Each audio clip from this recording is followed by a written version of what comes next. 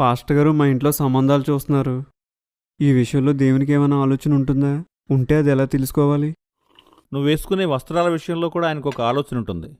చేసుకునే పెళ్లి విషయంలో ఉండదా? పెళ్ళంటే జీవితం. దేవుని చిత్తం రెండు రకాలు. అందరి విషయంలోనూ దేవుడు కామన్గా కోరుకునేవి, ఒక్కొక్కరి విషయంలో ప్రత్యేకంగా దేవుడు కోరుకునేవి. ఉదాహరణకు మారుమనసు పొందడం, ఐక్యత కలిగి ఉండడం, పవిత్రంగా జీవించటం. ఇవన్నీ అందరి విషయంలోనూ దేవుని చిత్తాలు. ఇది మొదటిది.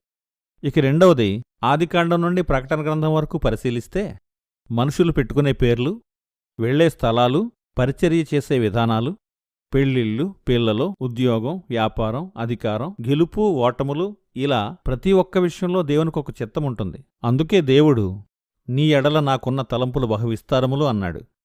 కాని వాటికోసం ఆలోచించేవారు, బోధించేవారు, ప్రయత్నించేవారు చాలా తక్కువ మంది.